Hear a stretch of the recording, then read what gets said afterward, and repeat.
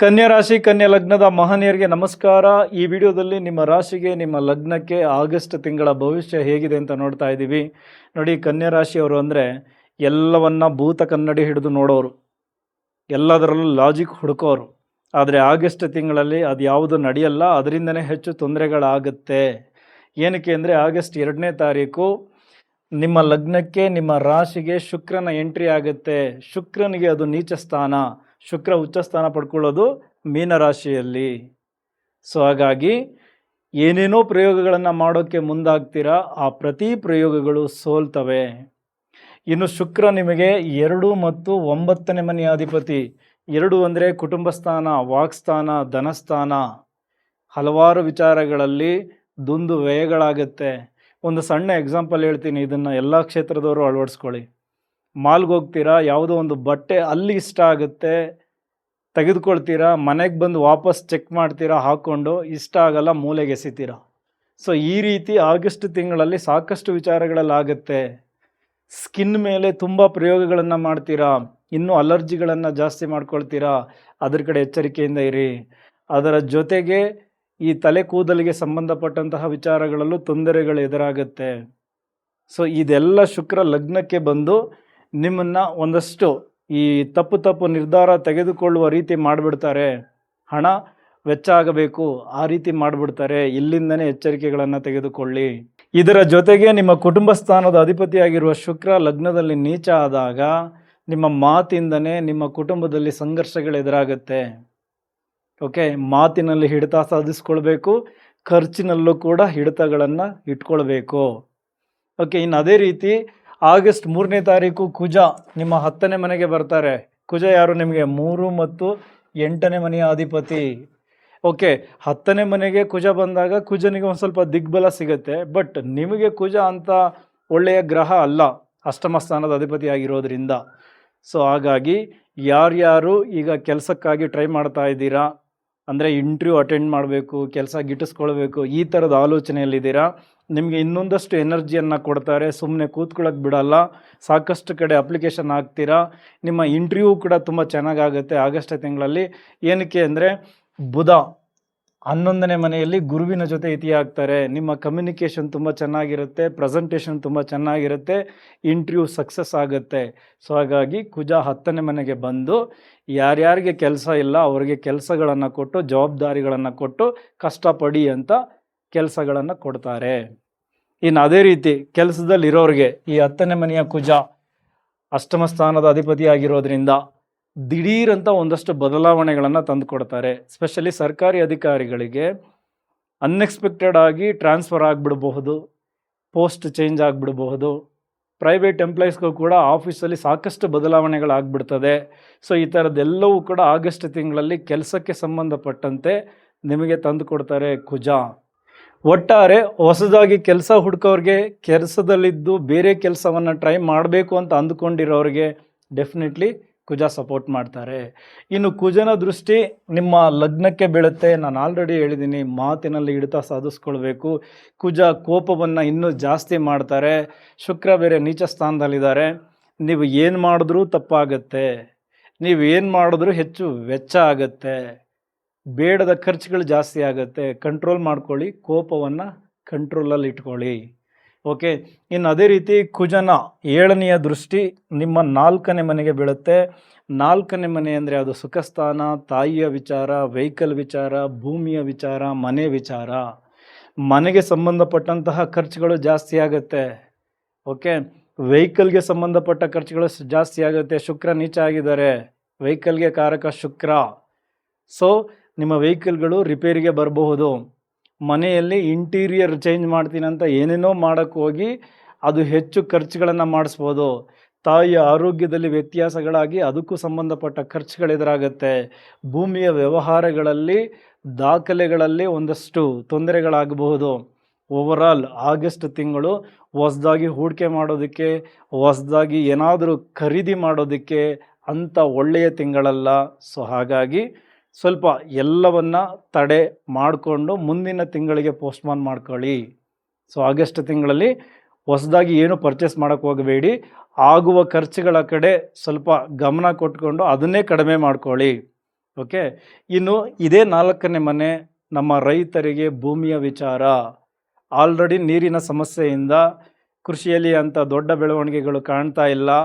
ಈಗ ಯಂತ್ರೋಪಕರಣಗಳು ಬೇರೆ ಕೈ ಕೊಡ್ತವೆ. ಏನಕ್ಕೆ ಅಂದರೆ ಶನಿ ಮಹಾತ್ಮರ 10ನೆಯ ದೃಷ್ಟಿಯೂ ಇದೆ. ಆ ಖರ್ಚುಗಳು ನಿಮಗೆ ಜಾಸ್ತಿ ಆಗುತ್ತೆ. ವಿದ್ಯಾರ್ಥಿಗಳಿಗೆ ಏಕಾಗ್ರತೆ ಕೊರತೆ ಆಗ್ತಾ ಇದೆ. ಸೊ ನೀವು ಗಮನವನ್ನು ನಿಮ್ಮ ಎಜುಕೇಷನ್ ಮೇಲೆ ಕೊಡಲೇಬೇಕು. ಇಲ್ಲ ಅಂದರೆ ಶನಿ ನಿಮ್ಮ ಎಜುಕೇಷನ್ನ ಕಟ್ ಮಾಡ್ತಾರೆ, ಸ್ಲೋ ಮಾಡ್ತಾರೆ, ಅಂಕಗಳು ಕಡಿಮೆ ಆಗುತ್ತೆ.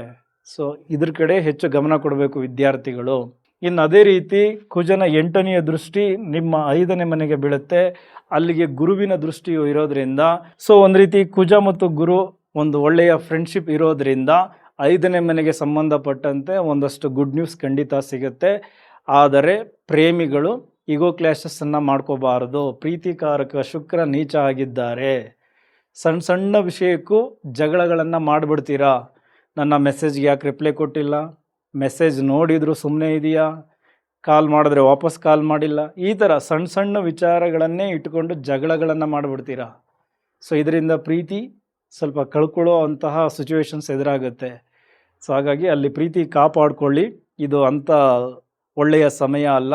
ಹೂಡಿಕೆ ವಿಚಾರಗಳು ಬಂದಾಗ ಶಾರ್ಟ್ಕಟ್ ಬೇಡ. ಭೂಮಿಯ ವಿಚಾರಗಳ ಬಗ್ಗೆ ಸ್ವಲ್ಪ ಓಡಾಡಿ. ಹೂಡಿಕೆಗೆ ಸಂಬಂಧಪಟ್ಟಂತೆ ನಿಮ್ಮ ಏನು ಡಾಕ್ಯುಮೆಂಟ್ಸ್ಗೆ ಸಂಬಂಧಪಟ್ಟಂತೆ ಸ್ವಲ್ಪ ಹೆಚ್ಚು ಶ್ರಮ ಹಾಕಿ ಕೆಲಸಗಳನ್ನು ಮಾಡಿ ಏಕ್ದಮ್ ಒಂದೇ ಸರಿ ಎಲ್ಲವನ್ನು ಅಪ್ರೂವಲ್ ಮಾಡೋಕ್ಕೆ ಹೋಗಬೇಡಿ. ಓಕೆ. ಸೊ ಇನ್ನು ವಿದ್ಯಾರ್ಥಿಗಳಿಗೆ ಇದೊಂದು ರೀತಿ ತುಂಬ ಚೆನ್ನಾಗಿದೆ. ಹೈಯರ್ ಸ್ಟಡೀಸ್ ಮಾಡೋರಿಗೆ ಇನ್ನೂ ಅಗ್ರೆಸಿವ್ ಆಗಿ ನಿಮ್ಮ ಎಜುಕೇಷನ್ ಕಡೆ ಗಮನ ಕೊಡ್ತೀರಾ. ಬಟ್ ಏಕಾಗ್ರತೆಯನ್ನು ಯಾವುದೇ ಕಾರಣಕ್ಕೂ ಕಳೆದುಕೊಳ್ಳಕ್ಕೆ ಹೋಗಬೇಡಿ. ಇದಿಷ್ಟು ಕುಜನ ಇಂಪ್ಯಾಕ್ಟ್. ಸೊ ಗೃಹಿಣಿಯರಿಗೆ ನೋಡಿ 10ನೇ ಮನೆಯಲ್ಲಿ ಕುಜ ಇದ್ದಾರೆ ಅಂದರೆ ನಿಮಗೆ ಇದು ಅತ್ತೆಯ ವಿಚಾರಗಳನ್ನು ತಿಳಿಸುತ್ತೆ. ಸೊ ಅವರು ಸ್ವಲ್ಪ ನಿಮಗಿಂತ ಹೆಚ್ಚಾಗಿ ಕೋಪಿಷ್ಠರಾಗಿ ವರ್ತಿಸಬಹುದು. ಅವರ ನಡೆ ನಿಮಗೆ ಅರ್ಥ ಆಗದೆ ಸ್ವಲ್ಪ ಕಿರಿಕಿರಿನೂ ಎದುರಾಗಬಹುದು. ಸೊ ಗೊಂದಲಕ್ಕೆ ಒಳಗಾಗಬೇಡಿ. ಎಲ್ಲವೂ ಸಮಾಧಾನ ಆಗುತ್ತೆ ಹೋಗ್ತಾ ಹೋಗ್ತಾ. ಸೊ ಸಡನ್ ಡಿಸಿಷನ್ ತಗೊಂಡು ಆ ಕೋಪನೆಲ್ಲ ಮಕ್ಕಳ ಮೇಲೆ, ನಿಮ್ಮ ಗಂಡನ ಮೇಲೆ ತೀರ್ಸಕ್ಕೆ ಹೋಗಬೇಡಿ.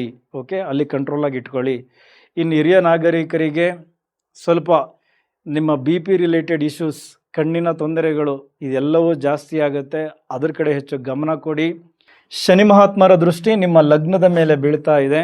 ಸೊ ಮೊದಲನೇದಾಗಿ ಹಿರಿಯ ನಾಗರಿಕರು ಮನೆಯಲ್ಲಿ ಓಡಾಡಬೇಕಾದರೆ, ಹೊರಗಡೆ ಓಡಾಡಬೇಕಾದರೆ ತುಂಬ ಎಚ್ಚರಿಕೆಗಳನ್ನು ತೆಗೆದುಕೊಳ್ಳಲೇಬೇಕು. ಕಾಲುಗಳಿಗೆ, ಪಾದಗಳಿಗೆ ಏಟ್ ಮಾಡ್ಕೊಳ್ತೀರಾ, ಅದ್ರ ಕಡೆ ಗಮನ ಇರಲಿ. ಇನ್ನು ಎಲ್ಲರೂ ಕನ್ಯಾ ರಾಶಿ, ಕನ್ಯಾ ಲಗ್ನದ ಎಲ್ಲರೂ ಕೂಡ ಸೋಮಾರಿತನವನ್ನು ಬಿಡಬೇಕು. ಆಗ ಮಾತ್ರ ಶನಿ ಮಹಾತ್ಮರು ಪಾಸಿಟಿವ್ ಆಗ್ತಾರೆ. ಬೆಳಗ್ಗೆ ಬೇಗ ಎದ್ದೇಳಿ, ಜಿಮ್ಗೆ ಹೋಗಿ, ವಾಕ್ ಮಾಡಿ. ಈ ರೀತಿ ನೀವು ಆ್ಯಕ್ಟಿವ್ ಆಗಿ ದಿನಚರಿಯನ್ನು ಶುರು ಮಾಡಿದರೆ ಎಲ್ಲ ಕೆಲಸಗಳು ಸ್ವಲ್ಪ ಪಾಸಿಟಿವ್ ಆಗುತ್ತೆ. ನೋಡಿ, ಶುಕ್ರ ನೀಚ ಸ್ಥಾನ ಲಗ್ನದಲ್ಲ ಇದ್ದಾರೆ, ಅವರು ನಿಮ್ಮನ್ನು ಸೋಮಾರಿ ಮಾಡಿಬಿಡ್ತಾರೆ. ನಾಳೆ ಮಾಡೋಣ, ಆಮೇಲೆ ಮಾಡಿದ್ರಾಯಿತು, ಈ ಥರದ ಆ್ಯಟಿಟ್ಯೂಡ್ ಬಂದ್ಬಿಡ್ತದೆ. ಸೊ ಅದನ್ನು ಬೆಳೆಸ್ಕೊಳ್ಳೋಕೆ ಹೋಗಬೇಡಿ. ನಿಮಗೆ ನೀವೇ ಅದರಿಂದ ಹೊರಗಡೆಗೆ ಬನ್ನಿ. ಓಕೆ, ಇದು ನಿಮ್ಮ ಲಗ್ನಕ್ಕೆ ಆಗ್ತಾ ಇರುವ ಇಂಪ್ಯಾಕ್ಟ್. ಇನ್ನು ಅದೇ ರೀತಿ ನಿಮಗೆ ಆಗಸ್ಟಲ್ಲಿ ನಿಮ್ಮ ಕರ್ಮಸ್ಥಾನದ ಅಧಿಪತಿ ಮತ್ತು ನಿಮ್ಮ ಲಗ್ನಾಧಿಪತಿಯಾಗಿರುವ ಬುಧ ಲಾಭಸ್ಥಾನಕ್ಕೆ ಬಂದು ಗುರುವಿನ ಜೊತೆ ಇತಿಯಾಗ್ತಾರೆ. ಇದು ನೋಡಿ, ಕಂಪನಿ ಓನರ್ಸ್ಗಳಿಗೆ ಹೊಸ ಹೊಸ ಕ್ಲೈಂಟನ್ನು ರೀಚ್ ಆಗೋಕ್ಕೆ, ನಿಮ್ಮ ಬಿಸ್ನೆಸ್ ಇನ್ನೊಂದು ಲೆವೆಲ್ಗೆ ಹೋಗೋಕ್ಕೆ ಇದು ತುಂಬ ಚೆನ್ನಾಗಿ ವರ್ಕ್ ಆಗುತ್ತೆ. ಯಾರ್ಯಾರು ಈ ನೆಟ್ವರ್ಕ್ ಬೇಸ್ಡ್ ಬಿಸ್ನೆಸ್ ಮಾಡ್ತಾ ಇದ್ದಾರಾ ನಿಮಗೂ ಕೂಡ ತುಂಬ ಚೆನ್ನಾಗಿರುತ್ತೆ. ಸೋಷಿಯಲ್ ಮೀಡಿಯಾದಲ್ಲಿ ಯಾರ್ಯಾರು ಆ್ಯಕ್ಟಿವ್ ಆಗಿದ್ದಾರಾ ನಿಮಗೂ ಕೂಡ ಅದ್ಭುತವಾಗಿರುತ್ತೆ. ನಿಮ್ಮ ಹಿರಿಯ ಸಹೋದರನ ನೆರವು ತುಂಬ ಚೆನ್ನಾಗಿ ಸಿಗುತ್ತೆ. ಹಿರಿಯರ ಮಾರ್ಗದರ್ಶನದಿಂದ ನಿಮ್ಮ ಕೆಲವು ಕೆಲಸಗಳು ತುಂಬ ಚೆನ್ನಾಗಿ ಆಗುತ್ತೆ. ಕಂಪನಿಯ ಬ್ರ್ಯಾಂಡ್ ವ್ಯಾಲ್ಯೂವನ್ನು ಜಾಸ್ತಿ ಮಾಡ್ಕೊಳ್ಳೋಕ್ಕೆ, ಪ್ರಾಡಕ್ಟನ್ನು ಹೊರ ಜಗತ್ತಿಗೆ ತಲುಪಿಸೋದಕ್ಕೆ ತುಂಬ ಚೆನ್ನಾಗಿರುವಂತಹ ತಿಂಗಳು. ಅದರ ಕಡೆ ಹೆಚ್ಚು ಗಮನ ಕೊಡಿ. ಕೆಲಸಗಳನ್ನು ಮಾಡಿ, ಡಿಜಿಟಲ್ ಮೀಡಿಯಾವನ್ನು ಬಳಸ್ಕೊಳ್ಳಿ, ಮಾರ್ಕೆಟಿಂಗ್ ಮಾಡಿ. ಡೆಫಿನೆಟ್ಲಿ ಎಲ್ಲವೂ ಚೆನ್ನಾಗಿರುತ್ತೆ.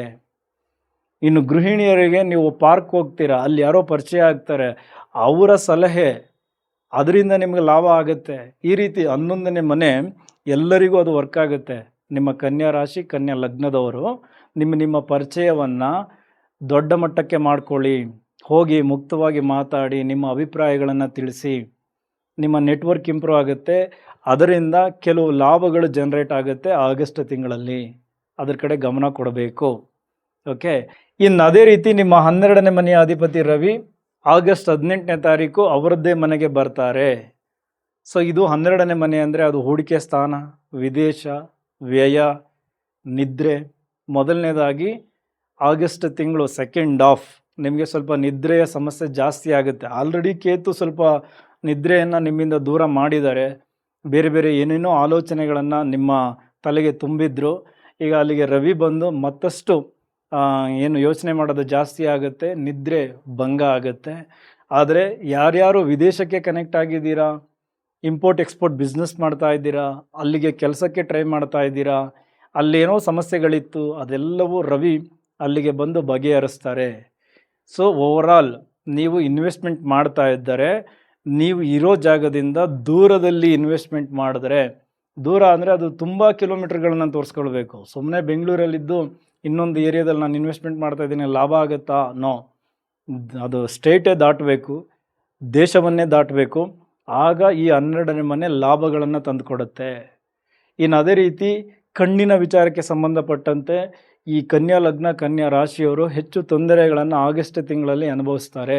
ಹಿರಿಯ ನಾಗರಿಕರು ಈ ಕಣ್ಣಿನ ಆಪರೇಷನ್ಗೆ ಮುಂದಾಗಬಹುದು. ಕೆಲವರಿಗೆ ಈ ಕಣ್ಣಿನ ಸಮಸ್ಯೆಗಳು ಎದುರಾಗಿ ಕನ್ನಡಕವನ್ನು ಬಳಸುವಂಥದ್ದಾಗಬಹುದು. ಈ ರೀತಿ ಎಲ್ಲ ಆಗಸ್ಟ್ ತಿಂಗಳಲ್ಲಿ ರವಿಯ ಇಂಪ್ಯಾಕ್ಟಿಂದ ಆಗುತ್ತೆ.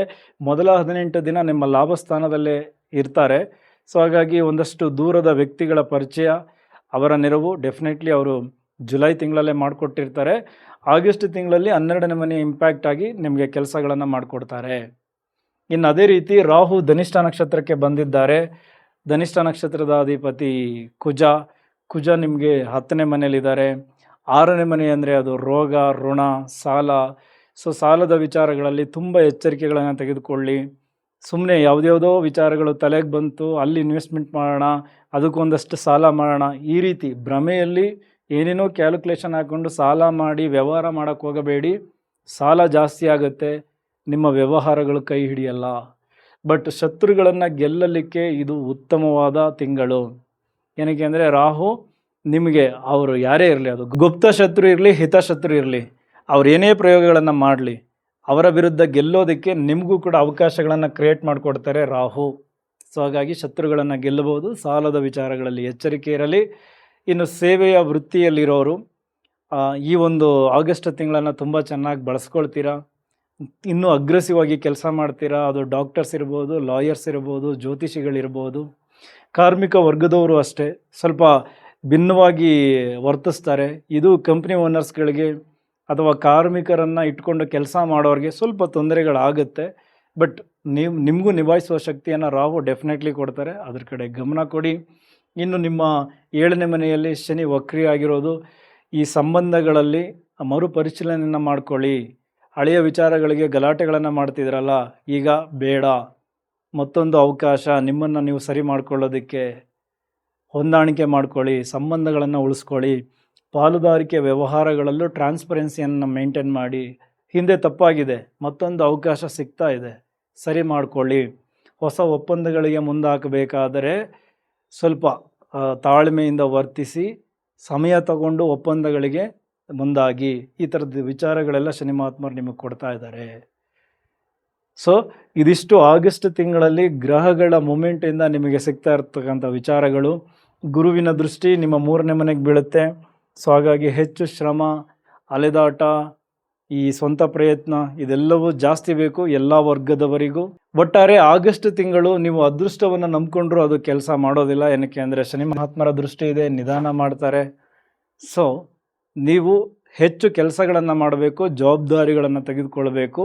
ಅದು ಕುಜ ನಿಮಗೆ 10ನೇ ಮನೆಗೆ ಬಂದು ಹೇಳ್ತಾ ಇರೋದು. ಕೆಲವು ಬೇಡದ ನಿರ್ಧಾರಗಳನ್ನು ಸುಮ್ಮನೆ ತೆಗೆದುಕೊಳ್ಳೋಕೆ ಹೋಗಬೇಡಿ. ಅದು ಆರೋಗ್ಯದ ಮೇಲೂ ಇಂಪ್ಯಾಕ್ಟ್ ಆಗುತ್ತೆ, ನಿಮ್ಮ ಹಣಕಾಸಿನ ಮೇಲೂ ಇಂಪ್ಯಾಕ್ಟ್ ಆಗುತ್ತೆ, ನಿಮ್ಮ ಸಂಬಂಧಗಳ ಮೇಲೂ ಇಂಪ್ಯಾಕ್ಟ್ ಆಗುತ್ತೆ ಶುಕ್ರ ನೀಚ ಸ್ಥಾನದಲ್ಲಿದ್ದಾಗ. ಓಕೆ, ಸೊ ಓವರಾಲ್ ಈ ಕುಂಡಲಿ ಏನು ಹೇಳ್ತಾ ಇದೆ, ಯಾವ ಯಾವ ವಿಚಾರಗಳಲ್ಲಿ ಎಚ್ಚರಿಕೆ ತೆಗೆದುಕೊಳ್ಬೇಕು, ಅಲ್ಲಿ ನೀವು ಎಚ್ಚರಿಕೆಗಳನ್ನು ತೆಗೆದುಕೊಂಡ್ರೆ ಆಗಸ್ಟ್ ತಿಂಗಳು ಆಗುವಂತಹ ಕೆಲವು ಕೆಟ್ಟ ಖರ್ಚುಗಳು, ಕೆಟ್ಟ ಅನುಭವಗಳು ಕಡಿಮೆ ಆಗುತ್ತೆ. ಅದಕ್ಕಾಗಿಯೇ ನೀವು ಈ ತಿಂಗಳ ಭವಿಷ್ಯವನ್ನು ನೋಡಬೇಕು. ಇದರ ಜೊತೆಗೆ ನಿಮ್ಮ ಜಾತಕದಲ್ಲಿ ದಶಾಭುಕ್ತಿಗಳು ತುಂಬ ಚೆನ್ನಾಗಿ ನಡೀತಾ ಇರಬೇಕು. ಯಾವ್ಯಾವ ದಶಾ ನಡೀತಾ ಇರುತ್ತೆ ಅಂದರೆ ಅದು ಯಾವ ಮನೆಗೆ ಸಂಬಂಧಪಟ್ಟಂತಹ ದಶಾ ನಡೀತಾ ಇರುತ್ತೆ ಅದರ ಇಂಪ್ಯಾಕ್ಟ್ ಜಾಸ್ತಿ ಆಗುತ್ತೆ. ಸೊ ಓವರಾಲ್ ನಿಮಗೆ ಎಲ್ಲರಿಗೂ ಒಳ್ಳೆಯದಾಗಲಿ. ಇಷ್ಟೊತ್ತು ಈ ವಿಡಿಯೋ ನೋಡೋದಕ್ಕೆ ಧನ್ಯವಾದಗಳು. ಮುಂದಿನ ವಿಡಿಯೋದಲ್ಲಿ ಮತ್ತೆ ಸಿಗೋಣ. Thank you very much.